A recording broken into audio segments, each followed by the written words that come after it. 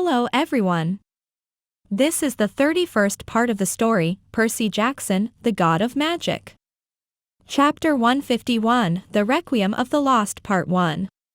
For weeks I investigated every conceivable way how to avoid or stop facing my inner demons, for the lack of a better term. Unfortunately, nothing I found was helpful to my current situation, and ultimately was left, like Buddha had said, in a corner, where I had no other choice but to face whatever I was throwing at me. Quite an ironic thing, to be my own worst enemy. Three entities, or rather 3 parts of one single being, living inside a singular body, all craving for control in some kind. I represented the good part of, well, me. And, God, this is confusing. Anyways, the part 1 had met represented what I didn't want to show to the world, and the slumbering part represented my connection to my father.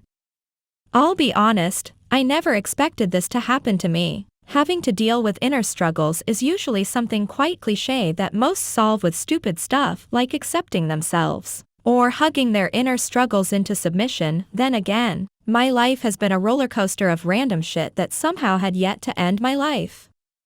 Well, I should have predicted this. Murphy has a thing for my booty, I snorted, realizing that for better or for worse Buddha was right. I was going to have to face this head on, and save myself from ending myself. I know, it's confusing. But when has anything in my life been easy to understand? Yeah, that's what I thought.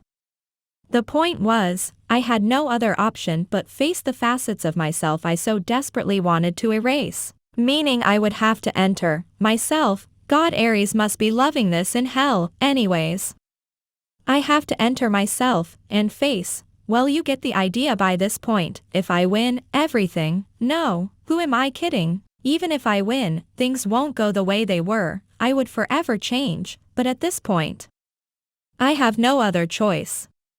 Having decided this was the path I was going to take, I teleported to Asgard, where I asked Odin to restrain me. The reason being, if I actually lost control, the last thing I wanted was to make my dad proud. Which is why I asked Odin, should I lose my inner conflict, to kill me. It was better than the alternative of hurting Hestia or bringing the outer into this reality. Are you sure this is what you want? Odin asked. Concern was clear on his voice. Odin, I know my limits, and believe it or not, I am on my limit. I give myself a week, maybe a month before I lose control. To what? I don't know, but time is something I don't have anymore. I have unfortunately to face this, and well, hope for the best. I smiled, trying to assure him everything would be okay. Though this assurance I was trying to instill was more for me than for him. I wanted to believe I would win and that would be the end of the history. But in all honesty, I was afraid of the what if. But then again, that never had stopped me before. Are you sure you want to do this without Hestia knowing? Thor inquired. There isn't much Hestia can do about this, besides worrying.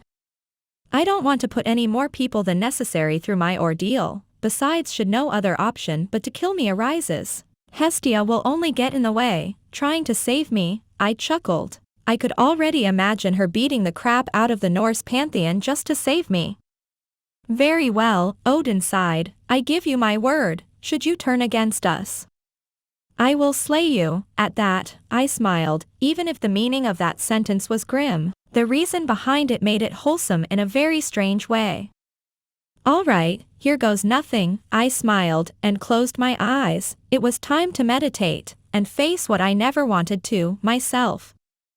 After closing my eyes, I opened them. Inside my inner world, in front of me, the one who called himself my dark side welcomed me. With a knowing smile. I didn't expect to see you here so soon, my other self chuckled. I suppose you have come to face me for control. I mean, it's not like I have any other option, I sighed. No, you don't, my other self shook his head, but have solace on the fact, I will do a much better job at protecting Hestia than you ever did. Well, I guess no matter if I am good or bad, I like Hestia either way. I suppose that's a good thing? I mean, at this point I am not sure, but nice.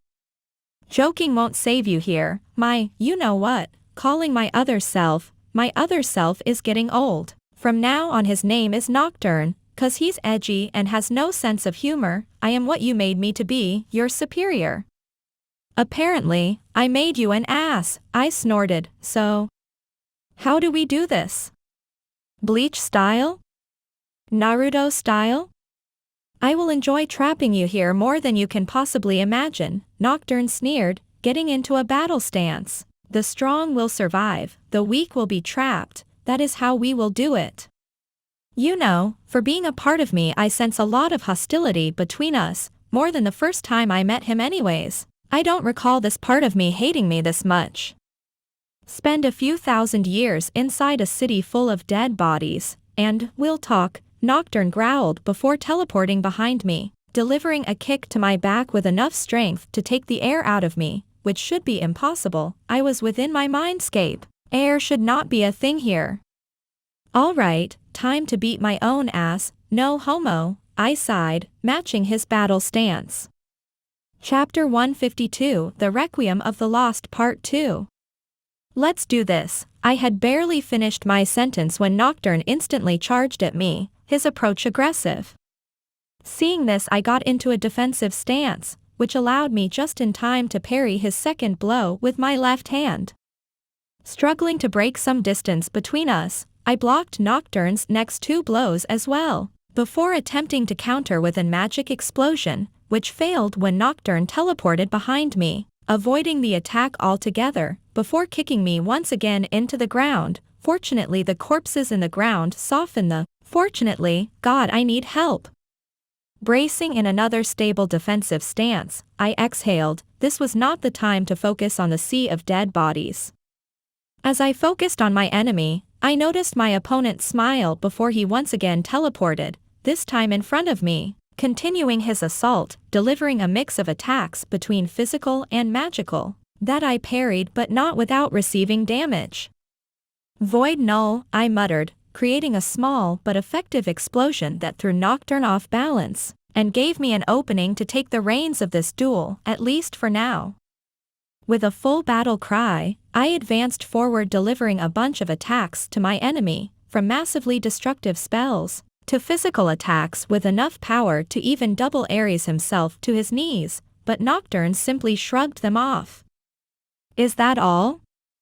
Nocturne asked in a rather condescending tone, cracking his head in the process. Allow me to show you what you have been repressing all your life, your true potential, what you have denied yourself all along. In the blink of an eye, Nocturne was back on the lead, delivering a barrage of powerful attacks, each chain of attacks, even stronger than the last. And little by little, I was quickly becoming overwhelmed by Nocturne's raw force. This was bad. He was stronger than me. I could feel it. This part of me had no restraint, no care, nothing. Each attack pushed me back a little further. How was I supposed to defeat myself, or rather a stronger version of myself? Which in all honesty didn't make any sense. How could there be a stronger version of myself? I was me. I was as strong as me. How can that me be stronger than me? It didn't make any sense, because it wasn't supposed to make any sense. Nocturne and I were the same person, just two sides of a coin. The coin's value is the same, no matter what side. I see it now, I muttered, stopping Nocturne with a blow to his face that disoriented him for a brief second. You are not stronger than me. We are evenly matched. The one difference between us is you have no restraint, am I right? I suppose it was to be expected. Nocturne smiled, wiping some blood of his mouth with a rather impressed expression. You are right. I am as strong as you. The difference is that I am not afraid of our power. I don't cower before my might. You tremble in the sight of our power, me? I accept it, because power is all, the strong rules, and the weak survives. I hummed. I suppose, if you want to be like Zeus, but those who rule only by power are destined to fail. This doesn't change anything, you know? Nocturne chuckled. You realizing we are equally matched changes nothing. You still lack the decisiveness required to do what it has to be done. Perhaps, I nodded. I never wanted this life for me. Ruling a pantheon? Heck no, fighting a war, fuck no, dealing with my demonic father, fucking no, all I wanted was to be free. Then I met Hestia, and then I wanted to be free with her, but I never wanted any of this, I sighed, and I am sure you don't want this either. We are the same person, Nocturne laughed. Good reasoning, Sherlock, of course, I don't want any of this, but unlike you, I see life as it is, no pathetic pranks or jokes to hide my undeniably massive baggage. I accept our suffering. I don't avoid it. Is that what I've been doing? I asked, with a soft chuckle, avoiding our suffering? Well, perhaps you are right, at least in some aspects. You're afraid of saying it, but deep down, we would have liked to die for good the first time we died. Yes, we were sick, and we wanted freedom from the shackles of our body, but none of this madness was ever worth the little freedom we were given. This is worse than the life we had before. Nocturne lamented. I think meeting Hestia, Odin, Hades, Persephone, Thor, Sun Wukong, Pērcy, Pennybeth, and the rest makes this whole ordeal already worth it, I sighed, tears streaming down my face. But yes, there are nights where I wonder if all of this is worth it. Then I remember Hestia, and well, you know. You are a fool, and I guess that means so am I, Nocturne bawled. Why did it had to be us? All we wanted was to be free, why? Murphy is my number one suspect, I chuckled, trying to lighten up the mood. I suppose, Nocturne snorted, you do know, even if I let you win, he will consume us, right? I looked at my other self and nodded. I had a feeling. He is not a part of us, not entirely, Nocturne clarified. He is what makes us an outer god. He is more Nyarlathotep than Adam and his power. I am not sure what will happen once it consumes us. How about we face it together? I offered Nocturne a hand, and he started laughing. So in the end, we solved this like Naruto did, Nocturne snorted. How pathetic is that? Not as much as Boruto, but we don't talk about that here, I smiled. Besides, if it works, why complain? Truly pathetic, Nocturne smiled, as his body started to dissipate into nothingness. You realize this means you won't be able to hide your emotions any longer, right? I am represent everything you have bottled up since we woke up in this world. We have Hestia, I smiled, she's quite the antidepressant. We are so stupid, Nocturne muttered, leaving no trace of his existence behind. We are, I nodded, noticing my own body was also dissipating. I see, nor me, nor Nocturne will remain, but the mix of the two. I wonder if that will be enough to face my realities. Chapter 153. I opened my eyes. From what it felt like a lifetime, in front of me stood Odin and Thor, both ready to fight. I could tell they were uneasy, and who could blame them? Everything is okay, I assured them, but it was all a lie. Accepting everything there was to be of me had brought forth the gravity of my situation. There was no point in trying to avoid my destiny, the one that had been forced upon me, for the outer in me would fully awake in 4 months, and there was nothing I could do to stop it. I could feel the power of Nyarlathotep spreading, like a disease with no cure, and this made me realize I was all along fighting the wrong fight, which was something I now fully understood. This was not to say I accepted the inevitability of my situation, I simply accepted there was no escape to it, which was not to say I was going to let Nyarlathotep use me. I might have no salvation, but this world, and everything I love, they don't have to suffer because of me. Are you okay? Thor inquired, and I smiled, an empty smile. Were my smiles always this empty?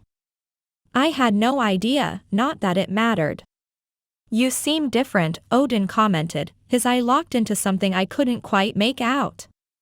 I am different, I chuckled. What a strange feeling was to be me, and feel like I feel right now. I have no doubts this is for the better. It was, before I was living under the blissful path of ignorance, now I knew what I had to do. This what? Thor asked, and I choose not to answer. I will end this war, I announced. Where is Zeus? Adam, I don't think this is wise, Odin protested. Maybe, I nodded, but I don't have much time anyways. And you know what, don't you? So this is the path we are taking, Odin lamented. I am truly sorry. I tried my best. This was never your war to fight, old man, I chuckled, but fear not, I intend to make my father as miserable as possible. What is going on? Thor inquired, his eyes moving between me and Odin. He plans to die before the outer in him awakens, Odin answered for me. I shan't allow this. Thor barked, rushing at me. I won't let you throw your life away. He growled, grabbing me by the neck. It's not like I have any other choice, I chuckled. Nyarlathotep never intended to keep me around. The power I inherited from him is, not me, the moment that power absorbs, all that makes me. I will be gone, and all there will be left is, whatever my father wanted me to be, I am but the carrier. There has to be a way, Thor protested, his grip tightening. No one can defeat the outer, I sighed. The power he left in me is more than enough to kill all the gods in this realm, save for a few exceptions, and that's not even the purpose of my existence. Not ending the world was just a way to explain what my purpose on the great scheme of Nyarlathotep was. I was a gate, one that would let the outer gods enter this reality, to end all of creation. I was meant to be the escape of those trapped within the outer, including my father who wanted to be free. You are a gate, Odin sighed, a portal that will bring forth the end of times. Thor muttered, releasing me from his grip. I can't accept this outcome. Don't be like that, bro, I patted him in the back. This is not to say I will stop looking for another option, this just means that should I fail, I will die before letting him win. You honorable idiot, Thor chuckled, I promise I shall protect your legacy should that outcome come to be. I know you will, I chuckled, turning my attention to Odin. Now where is Zeus? I have 4 months to solve all the shit I started, and I will start with him. He is where he always is, Mount Olympus, Odin answered. Good, I waved at them, teleporting to Mount Olympus. Zeus' point of view. I was having a great day today. Hera had done that little thing I like. Olympus had finally been repaired since the demonic invasion, and Apollo was making some progress in his quest to find Adam. The key word to all of this being, I was having a great day. Adam out of nowhere had teleported inside my throne room, looking bored. This for some reason infuriated me. You have come to die? What a nice surprise. Hera, who was recovering from her surprise, started to chuckle, and this is what Hestia betrayed Olympus for. Pathetic, the war hasn't even begun and you already killed yourself. Begone, Adam said, and soon after Hera was blasted out of the room, with enough power to knock her out cold. I came here to fight you, not Hera, not Apollo. You. It seems you have improved. I hated to admit it, but the kid had somehow reached my power, which was impossible. Just 1 week ago he was weaker than me, and now, a lot. Well, you see, you are not dealing with the average god anymore. Adam chuckled, for I have transcended. And now you face the legendary Super Virginia. I hate you, I growled. Knowing your record, I am glad you do. I can imagine the horrors I would have to live through if you wanted to bang me, Adam shuddered. You little shit. I snarled. Now Zeus, we can fight here, be fight outside, or see you can kill yourself and save me the trouble, Adam chuckled. You think because our powers are evenly matched you are going to win? I will show you why I have ruled Olympus since its creation. I growled, summoning my master bolt. Haven't you heard Zeus? Be afraid of the man who's got nothing to lose, Adam replied, summoning his own weapon. Chapter 154. Zeus' point of view. Adam was gradually pressing me out of my center, His attacks were very well coordinated and at the same time lacked any pattern, and to top it off, his power was now equal to mine. This made no sense, how a newly ascended god could reach such a level in such a short period of time. His entire demeanor seemed different, almost as if I was facing an entirely different person. His aura was calm, and yet full of sorrow. None of this made any sense. Him, a mere child, matching me? The supreme ruler of the cosmos? It was laughable, it was unbelievable, and most of all, it was infuriating. I was supposed to be unmatched, undefeated, unreachable for everyone in all of creation, the one and only worthy to rule and be obeyed, and here I was, matched by a child whose power comes from what it seems to be an attitude change. I refused to believe that. I was Zeus. This was a long time coming, Zeus, you knew that, and so did I, Adam commented, punching me on the face with a mana construct. You reap what you sow. Hades' point of view. Zeus was the youngest of us all, the son of the Titan Cronus and Titaness Rhea. When he was born, Father intended to swallow him, as he had done with us. But Rhea, our mother, hid him in a cave on Mount Dicte in Crete. He was saved, we were not that we blamed Mother, she was not to blame, because all of this started because Cronus, the king of the world at the time, was scared upon learning that one of his children was fated to dethrone him, like he had done with his father before him, so in fear, he swallowed his children as soon as they were born, all because of a prophecy. Zeus for a time was a good king. I know it sounds far-fetched, but my little brother was once a noble, honest and fair individual. He even was faithful to Hera for a long time, but like humans say, absolute power corrupts absolutely, and with time, his noble goals and attitude changed, his attitude turning more and more grotesque, as he little by little started to push everyone out, and how could he not? His mind had lost any sense of empathy as he started to see himself as the one and only with the right to do and undo the cosmos to his liking, destroying gods and humans alike, for no apparent reason. I suppose only criticizing him is not healthy because in one way or another, we all changed, all except for Hestia. She one among us who remained the same over eons, unchanged and unfazed by what the world threw at her. She was always the best of us. Zeus knew that. I knew that. We all knew that. We simply decided to ignore it. But deep down we all knew she was the only one worthy of ruling Olympus. Then Adam appeared. He was so similar to Hestia in so many ways, and for a brief moment I was hopeful, but even Adam, the kid I considered one my very first friend in a millennia, showed he was not fit to rule.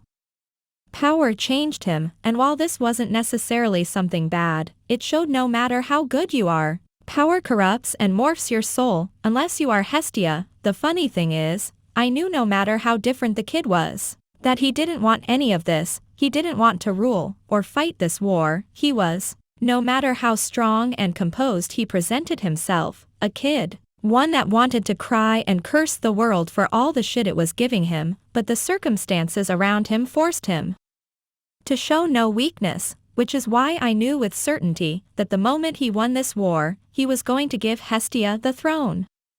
This was something he had not declared or spoke about, but it was obvious he would not be king for long. He was a free soul that craved absolute freedom. Since the moment I saw him, from human to god, all he had ever wanted was to be free, and there is nothing more shackling than a throne. I doubt even Hestia knows about this, or perhaps she does to a certain level. She has to. Adam can't never truly hide anything from her, for he sees her like I see my Persephone, with undying love. He is fighting Father on an equal ground, Persephone mouthed, shocked at the development her eyes were seeing through the hell orb. He has risen to a level only a few can match. I nodded. He is now the only one that can kick Zeus out of his throne. Lord. Thanatos appeared in front of me. Poseidon is moving his army to Olympus. He aims to assist Zeus in combat. Why was Poseidon helping Zeus of all people? Forget about reasons. I have to stop him. I will deal with him, summon all the gods under my realm. today Adam battles the skies, and we battle the ocean, I declared, teleporting out of my realm to command my forces, leaving my queen to defend our realm. Poseidon point of view. I hated Zeus, that was no secret at all, but if I had to choose between him and a brat I knew nothing about, I would rather choose my brother, at least, for now. A kid with no sense of ruling was not worthy of having my trident under his service, at least with Zeus I knew what to expect. He was a known evil, but Adam? In the short time of his campaign he had done more damage to Olympus than I had ever anticipated. His actions, while justified, were at times irrational and unfit for one to be a king. He had no pattern, no predictability. Was he better than Zeus? Possibly. But for how long? How long before the power he had so rapidly acquired corrupted him? How long before we had an even stronger tyrant above our heads? Brother, Hades greeted, and by the looks of his attire, he was ready to fight. On his hand, he had a blade that vibrated with unholy power. I must politely beg you to stand down. I eyed my older brother for a second. Perhaps letting things play out would be the best. Pērcy seemed to like Adam, but Pērcy knew nothing of the world. If Adam ended like Zeus, there would be no stopping him. I must decline Hades. I have to deal with this. The only way I know, I declared. He is stronger than us now. What do you plan to accomplish? Hades mocked. Zeus and Adam are above our level, why even try? We have helped Zeus before, I will do the same this time, I declared, pointing my trident at him. Don't make me fight you. I am doing nothing, you are the one going against the tides, brother, Hades chuckled, summoning his helmet. Let's fight for old time's sakes. Chapter 155. Finally, said Adam to himself, turning into his divine form to match Zeus's on his godly form. This time however his form was different. He looked normal, no armor, just Adam but bigger, showing Adam was not using his outer heritage for this battle. I expected nothing less from the king of the heavens. Zeus roared in anger. Adam complimenting him was an insult greater than anything. Moving at full speed, Zeus reached Adam, ready to strike the young god with full force using his right fist. Adam easily dodged it by leaping over the thunder god, who blew away a good half of the entire Olympus with his attack. The thunder god packed quite a punch. Zeus turned as fast as he could to deliver a violent thunder attack to his opponent, but Adam, being faster, slipped under his arm and delivered an arcane blast to his face. Already annoyed, the king of Olympus wanted to counter Adam's attack, but Adam did not give him time, throwing a violent right hook, followed by an explosion of pure mana in the pit of his stomach. But that did not end there. While Zeus recovered, Adam gave him a knee in the face, knocking Zeus back, followed by an explosion of fire to his side. Damn you! Zeus shouted as a storm of blows and spells fell upon him. Zeus was being overpowered by his opponent. Adam was simply not giving him time to react. Adam's mind was collected and in control of his power. Suddenly, Zeus screamed with fury, with such force that the very sky trembled. In that instant, where Adam stopped for a nanosecond his seemingly unstoppable storm of attacks, Zeus managed to grab Adam's wrist, who was about to deliver another blow. Adam realized his mistake and tried to hit him with his other hand, but Zeus easily parried the blow.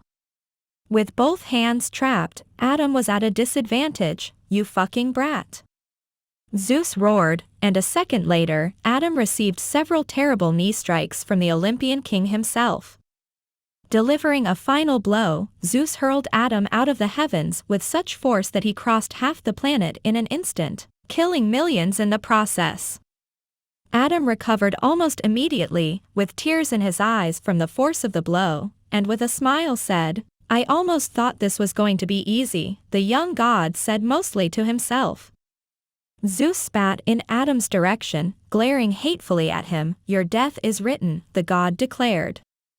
If I had a nickel for every time someone has said that to me, I'd have enough to buy a Pērcy, Adam replied in mockery, which caused the god of thunder to pounce on him. In an instant Adam dodged the god by teleporting behind him, casting a spell from the dark void. The spell flew and hit the god in the back, making him spit out some golden blood. Zeus, who was not going to let Adam win easily, countered with a powerful lightning bolt. Adam, who had predicted this, dodged it, jumping over the attack. Then it grabbed his arm and with all his strength used it as leverage to throw Zeus to the ground. "You owe me a Pepsi," Adam commented. "Fuck you," Zeus roared, gasping for air. "No," Adam muttered as he teleported behind Zeus once again. Zeus, who had just recovered from his last attack, failed to notice the young god as pointed his outstretched hands in his direction, focusing a great amount of energy on them, showing his demeanor had changed for the sake of the upcoming attack. "Voidbuster." "Wah!" Zeus muttered in shock, as a huge surge of dark power crashed into him with an explosive blast that not only sent him back to Olympus, but also destroyed the realm the Greek gods had defended for eons. "I already destroyed the kingdom, now all I have to do is kill the king," Adam, who had teleported back to what was left of Olympus, mocked, as Zeus looked in despair as everything he had ever worked for crumbled before his eyes. "You will pay for this," Zeus said, in a rather calm tone. It was so out of tone for him that Adam took a step back. "I will make sure of it."